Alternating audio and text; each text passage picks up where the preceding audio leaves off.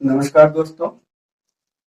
आशा करता हूँ आप सभी स्वस्थ होंगे, मस्त होंगे और अपने अपने कामों में व्यस्त होंगे। हर दिन की बात ही आज पुनः मैं एक विषय पर चर्चा करने के लिए आपके समक्ष हूँ। आज विस्तार से मैं गुनिया के बारे में आपको बताऊंगा, क्योंकि गुनिया अमीनों का एक मुख्य यंत्र है और गुनिया को जब तक आप सही से नहीं समझ पाएंगे, पैमाइश नहीं कर पाएंगे। पैमाइश करेंगे तो गलत होगा।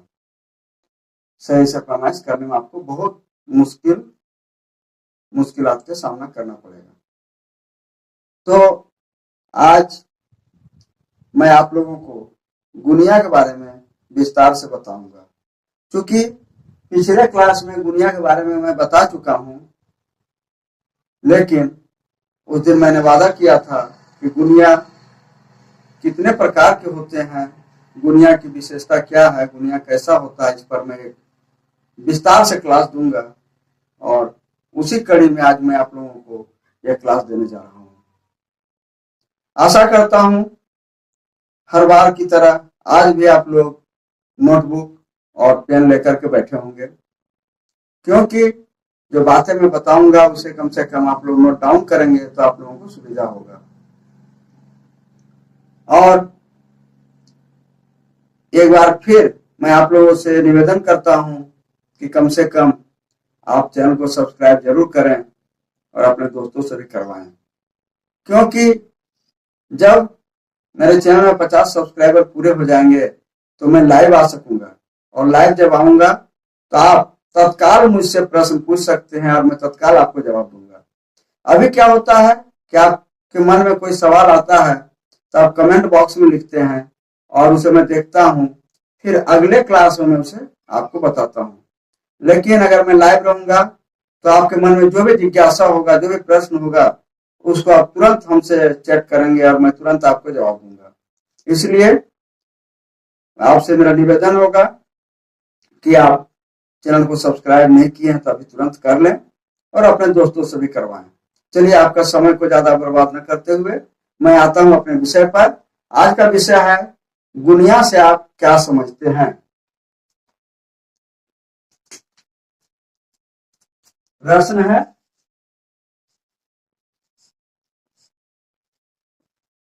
गुनिया से आप क्या समझते हैं। ठीक है, आइए सबसे पहले आप सभी जानते हैं कि गुनिया की लंबाई 2 इंच और चौड़ाई ½ इंच के बराबर होता है।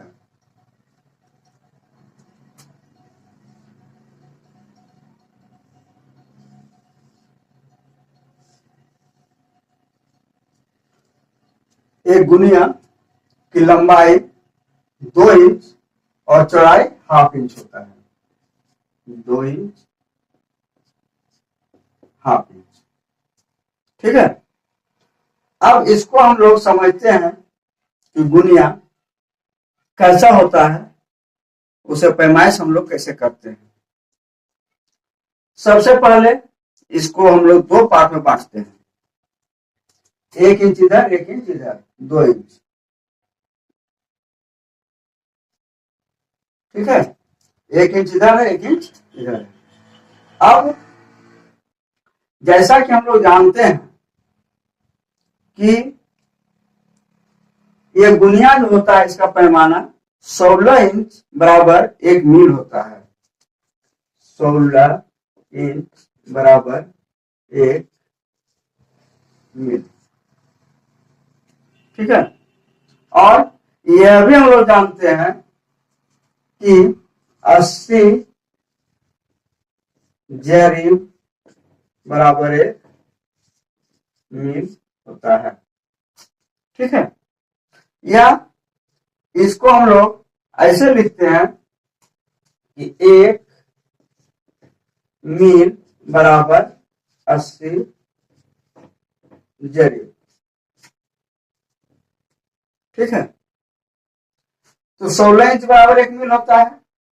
अब यहाँ 16 इंच बराबर भी 80 जरीब लिख सकते हैं। 16 इंच बराबर 1 जरीब। ठीक है, अब 1 जरीब बराबर 1 जरीब बराबर कितना मील होगा? 1 जरीब बराबर, इसको हम भागा देते हैं 80 से 16 को। ठीक है, और सॉरी 1 इंच बराबर कितना जरीब होगा? ठीक है, 1 इंच बराबर 16 बटा, इसको काट दिए तो 5, यानी कि 1 इंच बराबर 5 जरीब। 1 इंच बराबर 5 जरीब। तो यहां से यहां तक 1 इंच है और यहां से यहां तक 1 इंच है, तो इधर 5 जरीब, इधर 5 जरीब। इसको हम 5 पार्ट में पहले बांटते हैं। 1 2 3, 1 2 3 4 5, 1 2 3 4 5, 1 2 3 4 5। ठीक है,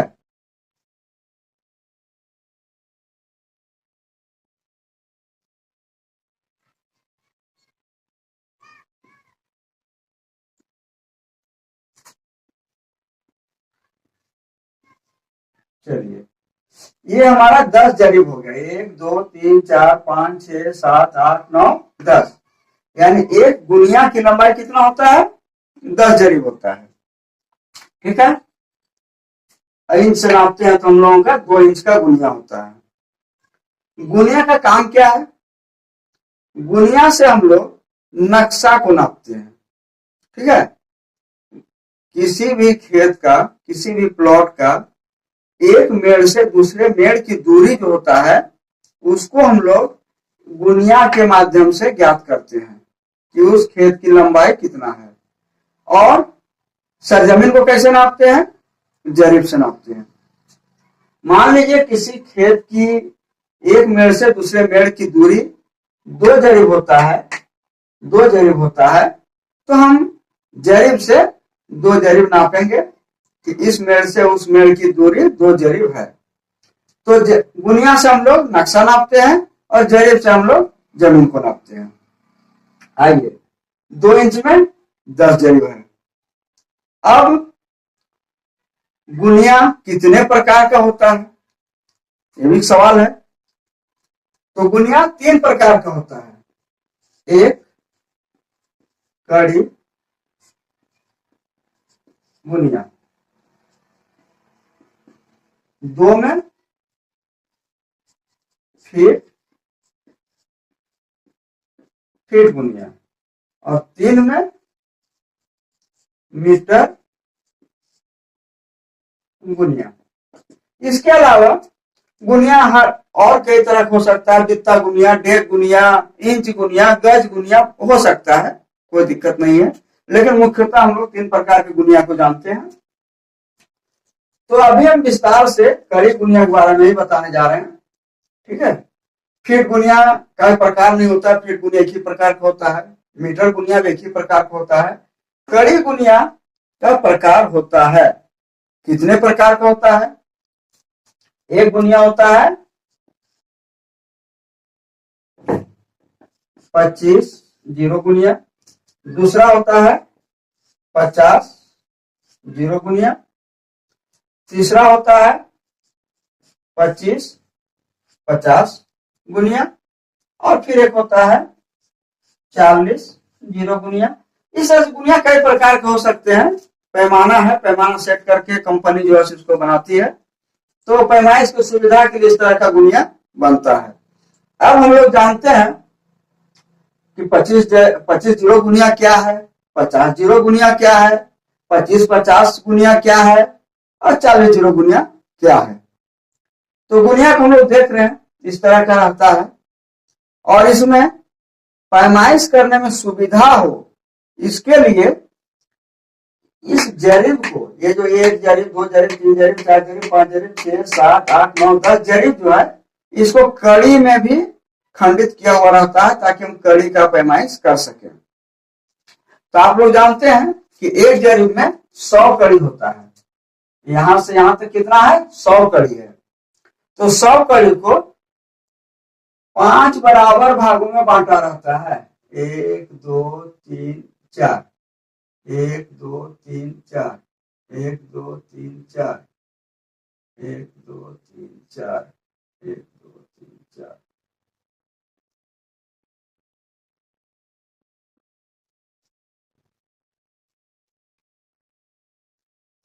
अब आपको सवाल उठ रहा होगा कि मैंने 4 लकीरें क्यों दिया? ठीक है, तो 4 लकीर देने से क्या होता है, 1 जरीब का 5 भाग बन जाता है। देखिए, 1 भाग 2 भाग 3 भाग 4 भाग और 5 भाग। यहां से यहां दूरी कितना था? 100 कड़ी। 100 कड़ी, 100 कड़ी को 5-5 भाग में बांट दिया गया है। 5 भाग यहाँ है, 5 भाग यहाँ है, सब में 5-5 भाग में बांटा हुआ है। तो 1 भाग कितना हुआ? ये जो 1 भाग है वो कितना होगा? 20 कड़ी। 100 कड़ी का 5वां हिस्सा यानी 20 कड़ी। ठीक है, तो इधर क्या है? 20-20 कड़ी का खंडित किया हुआ है। जब हम लोग पैमाइश करेंगे, नक्शा को हम लोग प्रकाल से पैमाइश करते हैं, तो प्रकाल का एक नोकी इस मेड़ पर, मान लीजिए थोड़ी देर के लिए एक प्लॉट है, इस नोकी पर प्रकाल का एक नोकी हम देते हैं इस मेड़ पर, और फिर प्रकाल को फैलाकर यहां तक ले आते हैं। तो यहां से यहां की दूरी जो है कितना हुआ, इसको हम लोग क्या करते हैं, प्रकाल को यहां रखते हैं गुनिया में। मान लीजिए प्रकाल का एक नोकी यहां पड़ा और दूसरा नोकी यहां पड़ गया। ठीक है, एक नोकी यहां है, एक नोकी यहां पड़ा। दोनों छोर प्रकाल का जो दोनों पॉइंट है, दोनों बिंदु है, दोनों सिरा जो है, एक सिरा यहां पड़ा एक सिरा यहां पड़ा। तो कितना हुआ? 1 जरीब 2 जरीब 3 जरीब, और ये कितना है? 20 कड़ी। ठीक है, तो 3 जरीब 20 कड़ी, यानी इस प्लॉट की दूरी यहां से यहां तक कितना हुआ? 3 जरीब 20 कड़ी। सर जमीन पर लोग क्या करेंगे? 3 जरीब 20 कड़ी नापेंगे और प्लॉट को निर्धारित करेंगे, हाँ यहां से यहां तक ये प्लॉट है। आइए अब हम लोग देखते हैं कि यहाँ 2 इंच है, 1 इंच यहां तक है और 1 इंच इधर है। तो ये जो नामकरण होता है, दुनिया का जो नामकरण होता है, इसी से होता है कि दुनिया का 1 इंच में कितना खंड बना हुआ है। जितना खंड बना है उसी का नाम, उसी के आधार पर दुनिया का नामकरण होता है। अब हम लोग देखते हैं कितना खंड है। 1 2 3 4 5 6 7 8 9 10 11 12 13 14 15 16 17 18 19 20 21 22 23 24 25, यानी 1 इंच में कितना खंड बना हुआ है? 25।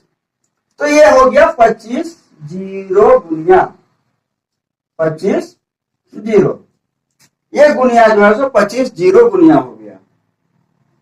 अब है 50 जीरो गुनिया। 50 जीरो गुनिया किसको कहेंगे? तो सबसे पहले ये जो गुनिया आपका है नीचे का, जो आप इसको छोड़ दीजिए, ठीक है, इसको समझ लिए कि 25 जीरो गुनिया है, यानी 1 इंच में 25 खंड बना हुआ है। 25 जीरो गुनिया हो गया। अब नीचे देखिए, एक जरीब जो है, एक जरीब जो है, इसको पहले हम लोग 2 खंड में बांटते हैं। ठीक है, 2 खंड में, 2 खंड में। तो एक खंड कितना हुआ? यहां से यहां तक 100 कड़ी था, और एक 100 कड़ी को 2 खंड करती है, तो कितना हुआ? 50 कड़ी हुआ। ये 50 कड़ी है, ये भी 50 कड़ी, ये भी 50 कड़ी, ये भी 50 कड़ी, सब 50-50 कड़ी का खंड बन गया। पुनः इस 50-50 कड़ी के खंड जो है, इसको भी 5-5 भाग में बांटा रहता है, जिससे हम लोग 10 कड़ी का भी पैमाइश कर सके। समझ में आ रहा है? देखिए, ये भी 5 खंड, 1 2 3 4, 4 लकीर देंगे तो 5 खंड बन जाता है। 1 2 3 4, 1 2 3 4, 1 2 3 4, 1 2 3 4,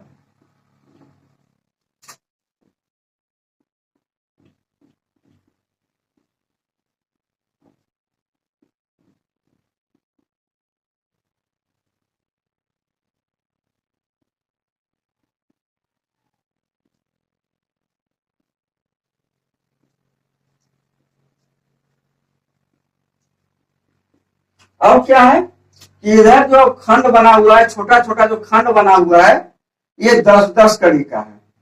ठीक है, आप अच्छी तरह समझ लीजिए इसको। यहां से यहां तक 100 कड़ी है। 100 कड़ी को हम लोग पहले बीच में काट दिए, तो ये 50 कड़ी और ये 50 कड़ी, और 50 कड़ी को भी 5 खंड में बांटा हुआ है। तो 50 कड़ी को अगर 5 खंड में बांटेंगे तो एक खंड कितना होगा? 10 कड़ी का, यानी एक खंड जो है ये 10 कड़ी का है। ठीक है, अब हम लोग जानते हैं कि गुनिया का नामकरण जो होता है, 1 इंच में जितना खंड रहेगा उसी के आधार पर इसका नामकरण होता है। अब देखिए, यहां से यहां तक है ना, ये 1 इंच है, यहां से यहां तक 1 इंच है। एक खंड में कितना, एक जो आपका 50 कड़ी है, इसमें कै खंड है? 5 खंड है। 5 और 5 10 खंड हो गया। एक जरीब में 10 खंड है, तो 5 जरीब में कितना होगा? 50 खंड होगा, यानी 50 जीरो गुनिया, ये हो गया 50 जीरो। ठीक है, तो इधर जो गुनिया बना हुआ है इसको हम लोग कहेंगे 50 जीरो गुनिया, और इधर जो बना हुआ है ये है आपका 25 जीरो गुनिया, काहे कि 1 इंच में 25 खंड बना हुआ है। और इसको समझ गया। अब क्या है, पूरा गुनिया जो है, ठीक है, ये जो पूरा गुनिया आप देख रहे हैं, इधर 25 इधर 50, पूरा गुनिया का नाम को हम जानेंगे 25-50 गुनिया, है ना। पूरा गुनिया ये हो गया 25-50 गुनिया। अच्छी प्रकार से आप समझ चुके होंगे कि 25 जीरो गुनिया क्या है, 50 जीरो गुनिया क्या है, और 25-50 गुनिया क्या है। अब क्या है, इसी तरह से एक गुनिया और है हमारा 40 जीरो गुनिया। तो 40 जीरो गुनिया का मतलब क्या हुआ, 5 जरीब, ये जो मेरा 5 जरीब होगा गुनिया का, 1 2 3 4 5,